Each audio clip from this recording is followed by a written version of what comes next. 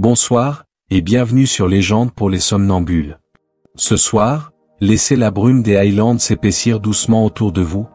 Car dans les terres sauvages, là où le vent chante entre les pierres anciennes, une jeune femme entendit l'appel oublié de ses ancêtres.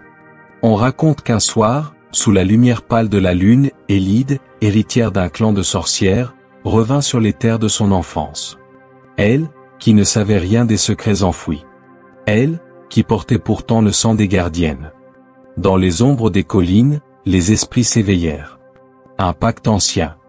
Un sorcier banni, dont la malédiction menaçait de se briser. Et une jeune femme, prête à affronter l'obscurité pour protéger son clan. Installez-vous confortablement, fermez les yeux, et laissez la légende d'Élide et des esprits des Highlands éveiller les échos ancestraux au creux de votre cœur. Bienvenue dans un voyage apaisant au cœur des légendes.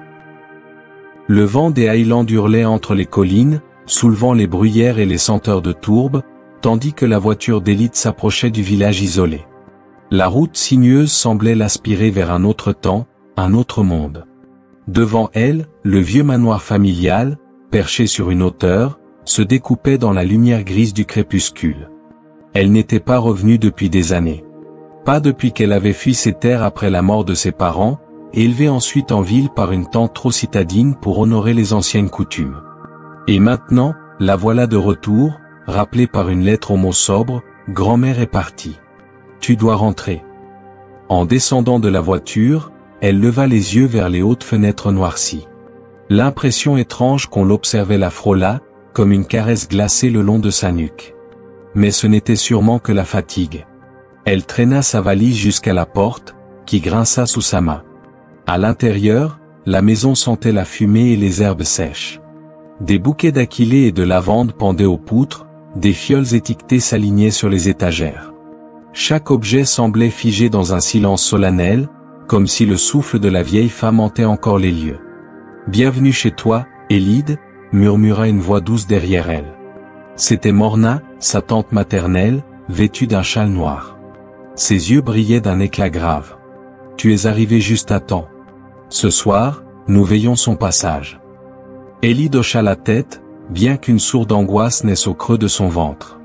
Elle suivit Morna dans la pièce principale, où le corps de sa grand-mère reposait sur une couche entourée de bougies. Sur son front ridé, une marque étrange avait été tracée à l'encre noire. « C'est un ancien symbole », expliqua Morna, surprenant son regard. Elle l'a voulu ainsi. Pour que l'esprit trouve la voie. Toute la nuit, les femmes du village défilèrent, murmurant des prières oubliées. Élide resta près du corps, hypnotisée par la lueur tremblante des flammes. Puis, tandis que l'aube pointait à peine, elle sentit une brise glacée passer sur ses épaules, et un murmure à peine audible chatouiller son oreille. L'héritière? Elle se retourna brusquement. Personne. Seulement l'ombre longue d'un vieux chêne derrière la fenêtre.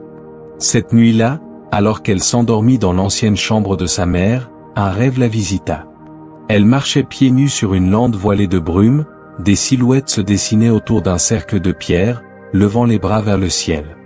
Un corbeau tourna au-dessus de sa tête avant de se poser sur une pierre gravée d'un symbole identique à celui vu sur le front de sa grand-mère. Quand elle se réveilla, haletante, les premiers rayons du soleil filtraient à travers les rideaux. Mais sous sa paume, elle sentit quelque chose de rugueux. En relevant la main, elle découvrit, gravé sur le bois de la table de nuit, le même symbole. Le symbole gravé sous sa main semblait luire faiblement, comme si le bois lui-même portait une mémoire secrète. Élide passa doucement ses doigts dessus, frissonnant. Ce n'était pas une coïncidence. Ce n'était pas un hasard. Au petit matin, Morna l'attendait près de la grande cheminée, une tasse fumante entre les mains. Son regard pesait sur Élide, presque scrutateur. « Tu as rêvé cette nuit, n'est-ce pas ?» demanda-t-elle sans préambule. Élide s'arrêta, hésita, puis hocha la tête. Un cercle de pierres, des silhouettes, et ce symbole. Elle tendit sa main, montrant la gravure sur sa peau encore marquée par la nuit. Morna soupira, un mélange d'inquiétude et de résignation dans la voix. « Alors c'est vrai. Les esprits t'ont reconnu. Ils t'ont appelé. » Elle se leva, se dirigeant vers une grande armoire qu'elle ouvrit avec une vieille clé d'argent. Derrière les portes, des parchemins, des talismans, et un livre relié de cuir, couvert de runes anciennes. Elle le sortit et le posa délicatement sur la table. C'est le grimoire de ta lignée. Chaque femme de notre sang y a inscrit ses savoirs, ses rituels, ses secrets. Mais seules celles que les anciens reconnaissent peuvent le lire. Élide s'approcha, fascinée. Lorsqu'elle effleura la couverture, les runes semblèrent vibrer, et une lueur pâle irradia du cuir, comme si le livre respirait sous ses doigts. Elle ouvrit la première page. Les lettres, floues d'abord, prirent forme devant ses yeux, dévoilant une écriture claire et sinueuse. « Tu es l'héritière », murmura Morna. La dernière sorcière des Highlands. C'est à toi de protéger ces terres, et d'affronter ceux qui s'éveillent. Un frisson la parcourut. Elle n'avait jamais cru aux contes qu'on racontait, aux légendes murmurées au coin du feu.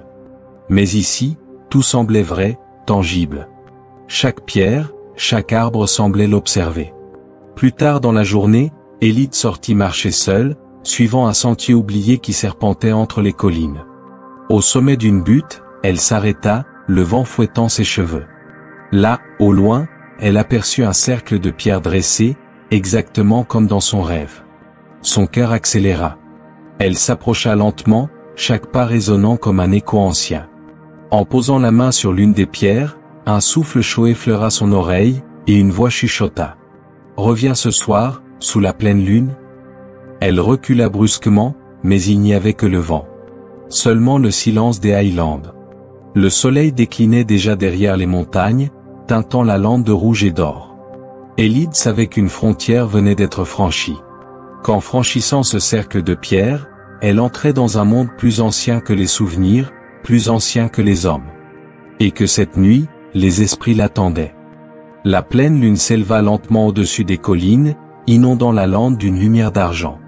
Élide, emmitouflée dans un vieux manteau, suivait le sentier à travers les hautes herbes, ses pas étouffés par la mousse. Chaque bruissement semblait amplifié par le silence profond de la nuit. Au loin, le cercle de pierre se découpait, sombre et majestueux sous l'éclat lunaire. Quand elle atteignit l'enceinte, elle sentit une étrange énergie vibrer dans l'air, une tension ancienne, comme si la terre elle-même retenait son souffle. Elle hésita. Puis, prenant une grande inspiration, elle franchit le seuil invisible et pénétra dans le cercle. Aussitôt, le vent s'arrêta. Le monde entier sembla suspendu. Les ombres des pierres s'allongèrent, formant un motif étrange au sol. Dans l'espace entre les monolithes, des lueurs pâles apparurent, flottant comme des lanternes d'un autre monde. Lentement, elles prirent forme, des silhouettes voilées, les contours flous, les visages dissimulés sous des capuchons. Une voix profonde s'éleva, résonnant sans écho, partout et nulle part à la fois. « Élide McCairn, tu te tiens devant nous, héritière des mers. Es-tu prête à porter l'ombre et la lumière de ton sang ?» Elle sentit ses jambes faiblir, mais tint bon. « Je le suis. » Les silhouettes s'inclinèrent lentement. Une d'elles s'avança, levant une main transparente. Dans sa paume brillait une flamme bleue. « Alors, prouve-le. Traverse le voile des souvenirs.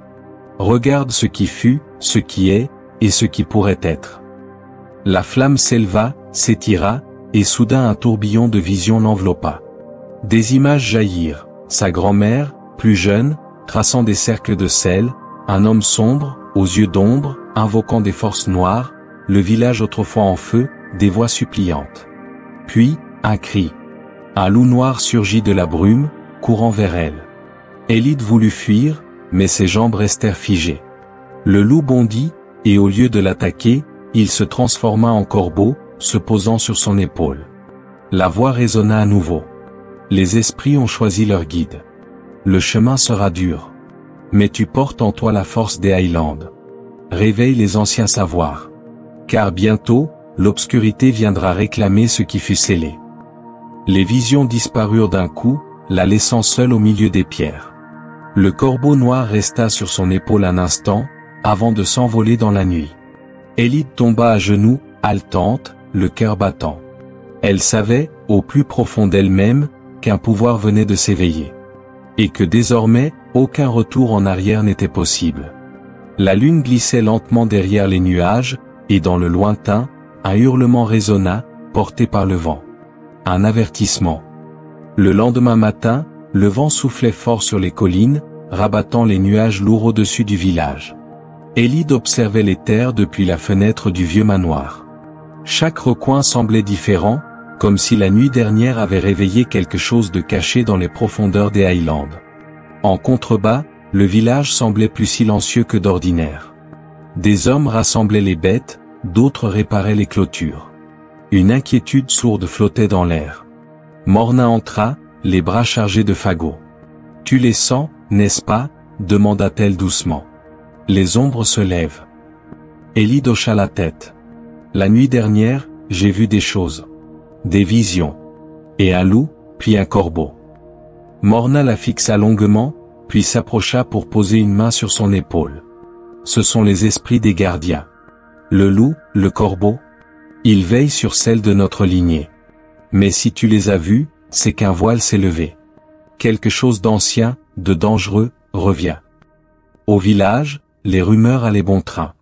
On parlait de bêtes malades, de récoltes fanées trop tôt, de corbeaux rassemblés en nombre inhabituel sur les toits. Certains disaient avoir aperçu une silhouette sombre rôder aux abords de la forêt. En fin de matinée, Finn vint frapper à la porte. Son visage était grave. « Tu dois venir, Élide. Quelque chose est arrivé, au champ. » Ils descendirent ensemble jusqu'aux pâtures. Là, un spectacle sinistre les attendait. Un cercle parfait de terre noircie, là où la veille encore s'étendaient les épis dorés. Au centre, les herbes étaient calcinées, comme si un feu invisible les avait consumées sans laisser de cendres. « Aucun orage cette nuit, » dit Finn, inquiet. « Et pourtant, ça ressemble à un feu de foudre. » Élide sentit un frisson glacial remonter sa colonne. Elle s'accroupit, posant la main sur la terre noircie.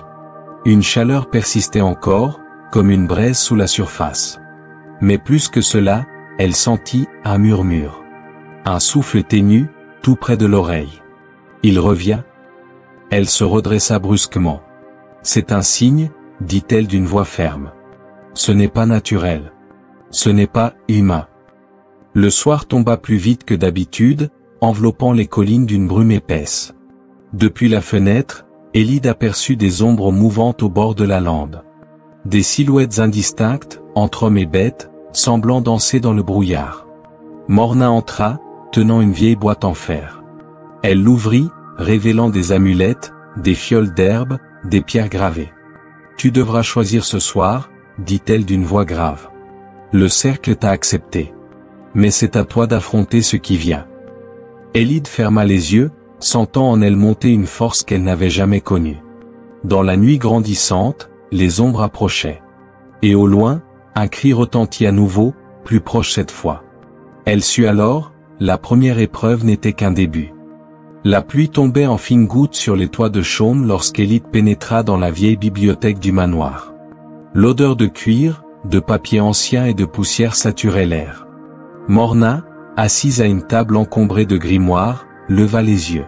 « Il est temps que tu saches, » dit-elle en désignant un grand volume relié de cuir sombre. « Ce livre raconte l'histoire de notre clan. Et surtout, celle de l'Aclan MacLeod. » Élide s'assit, le cœur battant, tandis que Morna tournait les pages avec précaution. Des illustrations grossières montraient des visages sévères, des batailles, et un homme à l'allure sombre, une cicatrice barrant son visage, tenant un bâton noueux. L'Aclan était autrefois l'un des nôtres, expliqua Morna. Un sorcier puissant, mais avide de pouvoir. Il a voulu s'emparer des forces interdites, pactisant avec des esprits noirs qu'aucun humain ne devrait approcher. Elle montra une gravure, le cercle de pierre, mais au centre, un homme étendu, des chaînes lumineuses l'entourant. Tes ancêtres ont réussi à l'emprisonner, grâce à un rituel scellé par le sang et la pierre. Mais les chaînes s'affaiblissent, Élide. Chaque génération devait renforcer le sceau. Ta grand-mère l'a fait. Ta mère aurait dû. Mais elle est morte avant d'accomplir le rituel. Et moi ? Morna baissa les yeux. Je n'ai pas été choisi. Un silence lourd tomba entre elles. Alors, c'est moi, souffla Élide. Morna acquiesça. Toi. Soudain, un coup résonna contre la porte. Finn entra, essoufflé, les cheveux trempés par la pluie. Venez vite. Quelque chose s'est passé au vieux dolmen.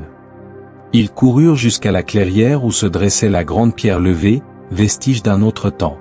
Autour, la terre était éventrée, les herbes arrachées. La pierre elle-même, fissurée. Élide sentit son estomac se nouer.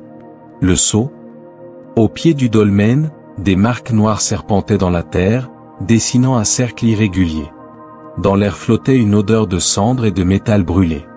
Quelqu'un a tenté de le libérer, murmura Morna, blême. Un frémissement traversa les arbres. Dans l'ombre, 2 yeux luisirent fugitivement avant de disparaître. Il n'est plus totalement prisonnier, dit Élide d'une voix basse. Et il va chercher à se libérer complètement.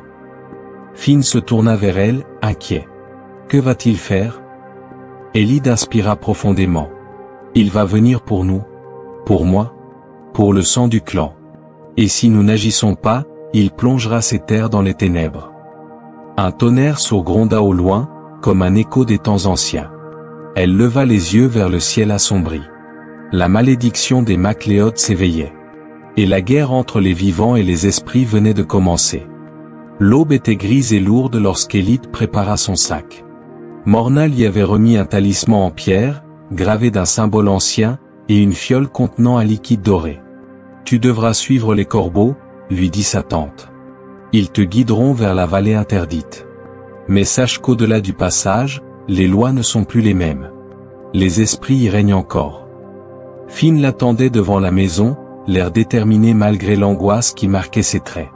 Je viens avec toi, déclara-t-il sans appel. Élide n'essaya même pas de l'en dissuader.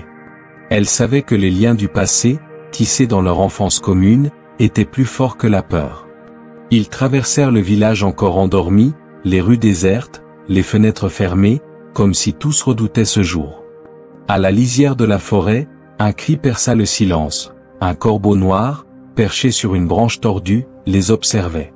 Puis il s'envola, et d'autres surgirent des feuillages, dessinant une traînée sombre dans le ciel. « Ils nous attendent », murmura Élide. Ils suivirent les oiseaux à travers les sous-bois, franchissant des ruisseaux, des clairières étrangement silencieuses, des amas de pierres couvertes de mousse. Plus ils avançaient, plus l'air semblait épais, chargé d'un souffle ancien, comme si la terre elle-même retenait ses secrets. Au bout de plusieurs heures, ils atteignirent un col étroit.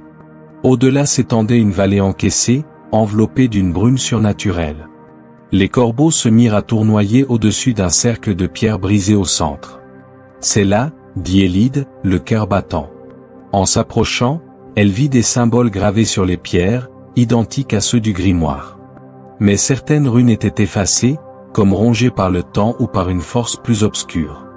Au centre du cercle, une stèle noire gisait à demi enfouie, fendue en son milieu. Un souffle glacé monta de la terre.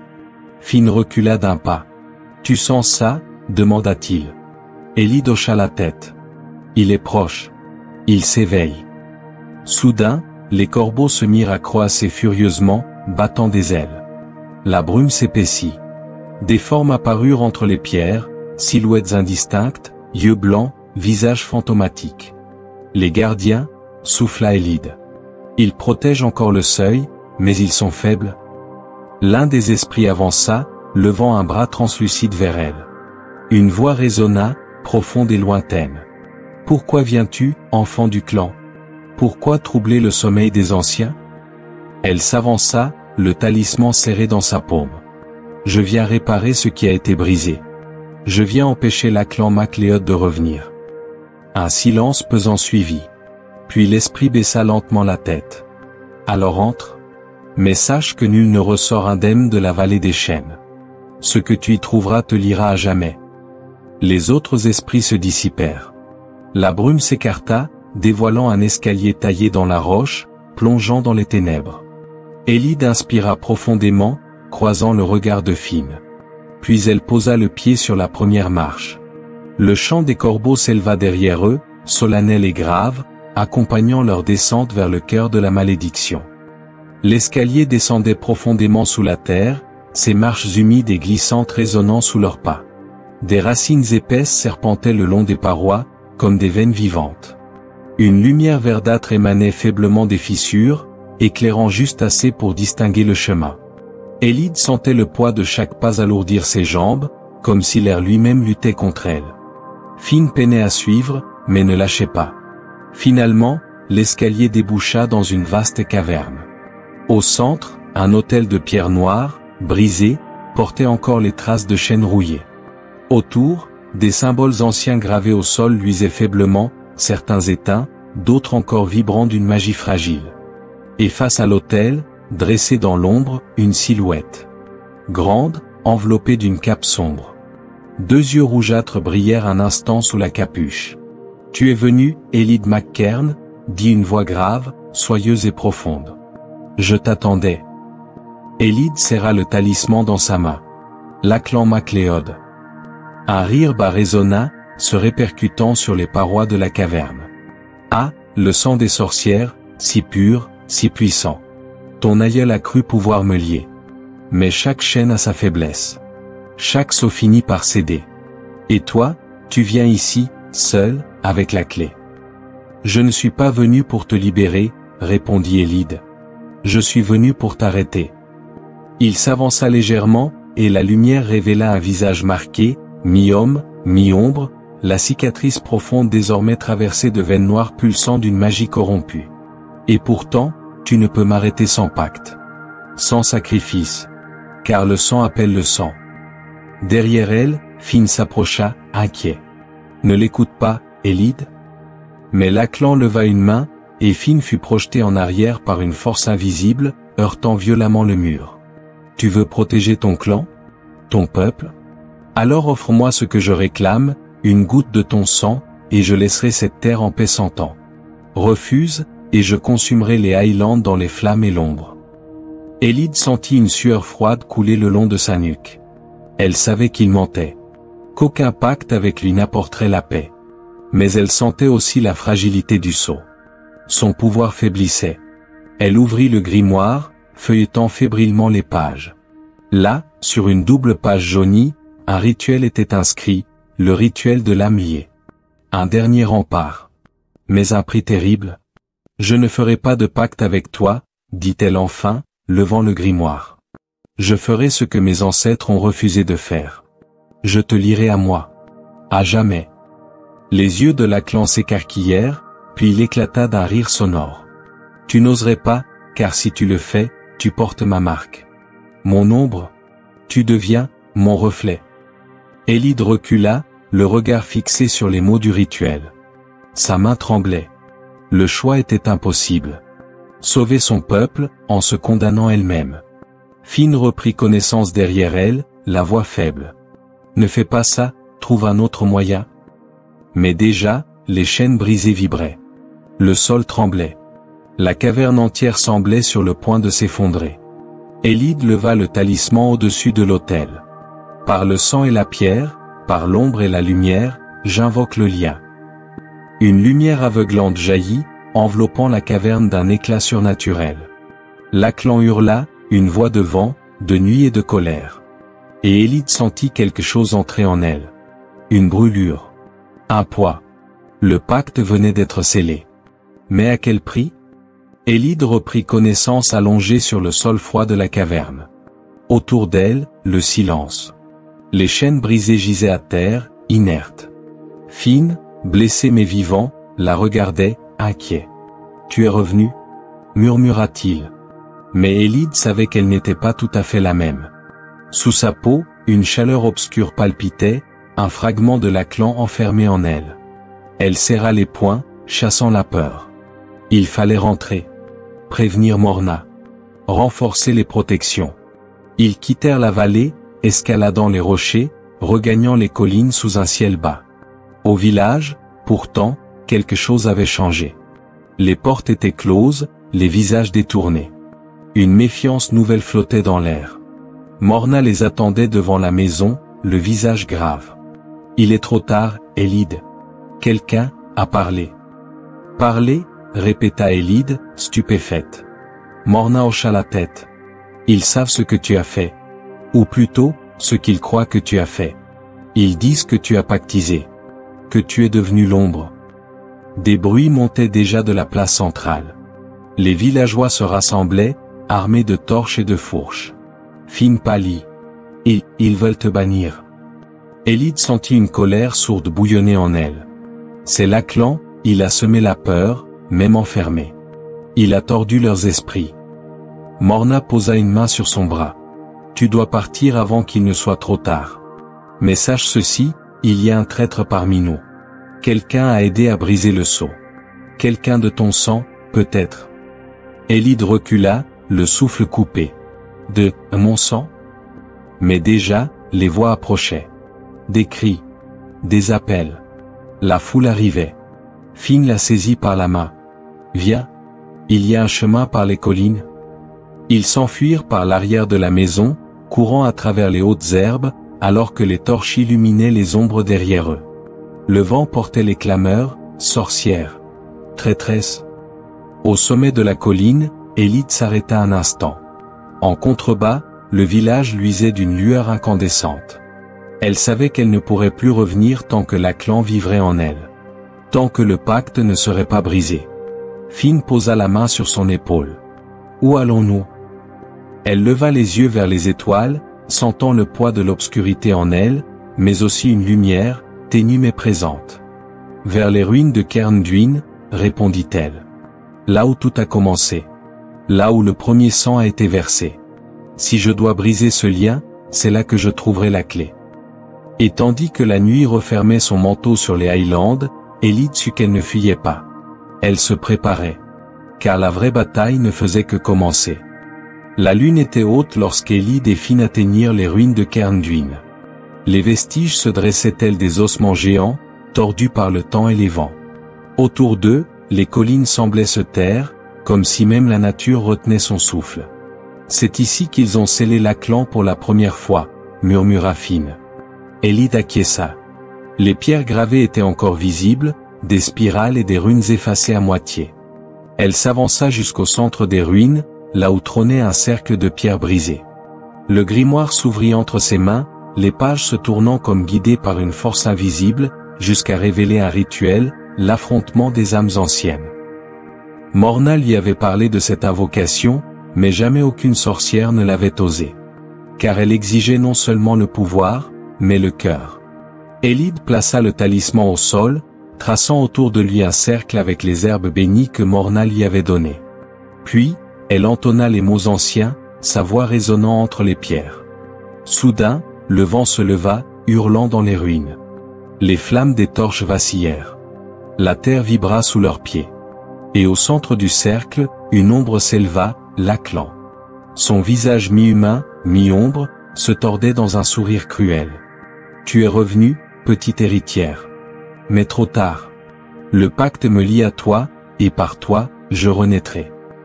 Il leva les bras, et du sol jaillirent des silhouettes spectrales, les âmes des anciens, tourbillonnant autour d'eux. Les corbeaux crièrent dans le ciel, un vol noir obscurcissant la lune. Je ne suis pas ton hôte, Lachlan, lança Élide d'une voix ferme. Je suis ta prison. Et ce soir, je redeviens ton tombeau. Elle leva le grimoire, lisant les dernières lignes, une incantation de rupture. Mais déjà, Lachlan s'élançait vers elle, ses ombres s'étendant pour l'engloutir. Finn cria, tentant de le repousser, mais l'obscurité l'enveloppa aussi. Le cercle trembla. Les runes brillèrent. Le talisman s'embrasa d'une lumière blanche, pure, aveuglante. Par la pierre et le sang, par l'ombre et la lumière, je brise le lien, hurla Élide. La lumière se répandit, frappant Lachlan de plein fouet. Il hurla, un cri de 1000 voix mêlées, tandis que les esprits se tordaient autour de lui. Les chaînes invisibles réapparurent, l'enserrant à nouveau, plus fortes, plus anciennes. Non, non, rugit-il, alors que son corps se fragmentait, se dispersant en ombre et cendres. Puis, le silence. Les ruines s'apaisèrent. Le vent tomba. Les corbeaux disparurent dans la nuit. Finn se releva péniblement. « C'est fini ?» demanda-t-il. Élide regarda le cercle, désormais vide. Elle sentit le talisman froid entre ses doigts. Mais en elle, le fragment de Lachlan était encore là. Faible, scellé, mais vivant. Elle posa la main sur sa poitrine. « Non, ce n'est pas fini. Mais il est prisonnier. Et tant que je vivrai, il ne reviendra pas. » Les étoiles scintillaient au-dessus des ruines. Un calme étrange baignait les collines. Elide sut alors qu'elle était devenue bien plus qu'une héritière.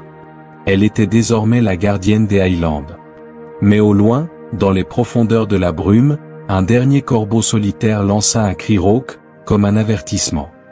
L'aube se leva doucement sur les Highlands, baignant les collines d'une lumière pâle, comme un voile apaisant sur les blessures de la nuit. Les ruines de Cairn Duin, désormais silencieuses, semblaient redevenues pierres et souvenirs, vidées de leur ombre. Elide se tenait au sommet, le regard tourné vers l'horizon. Le vent frais caressait son visage, et dans sa main, le talisman brillait faiblement, éteint mais intact. Finn s'approcha, les traits fatigués mais apaisés. « On l'a fait, » dit-il, un sourire discret aux lèvres. « Tu l'as fait. » Elide inspira profondément, sentant le poids des jours et des nuits écoulées. « Il est enfermé. Mais le prix est en moi, Finn. Son ombre vit toujours, scellée dans mon sang. » Finn fronça les sourcils. « Tu n'es pas seul. On trouvera un moyen, un jour. » Elle lui sourit faiblement. « Peut-être. Mais en attendant, je suis la clé. Sa prison vivante. Et je devrais veiller. Protéger ses terres. Protéger les miens. » Ils redescendirent vers le village. La brume se dissipait lentement, révélant les toits, les champs, les visages désormais apaisés. Les villageois les observèrent en silence, certains baissant les yeux, d'autres inclinant la tête.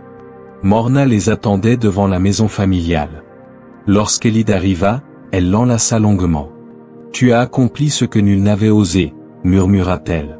« Et tu as restauré l'équilibre. » Mais Elide savait qu'un équilibre n'était jamais qu'un fragile fil suspendu entre l'ombre et la lumière. Elle savait que les esprits murmuraient encore dans les landes, que les corbeaux veillaient depuis les hauteurs, et que sous la terre, d'autres secrets sommeillaient. Cette nuit-là, sous les étoiles, elle s'assit devant le cercle de pierre. Le grimoire sur les genoux, elle tourna les pages, découvrant encore des mots, des rituels, des noms oubliés. Elle comprit alors que son voyage ne faisait que commencer.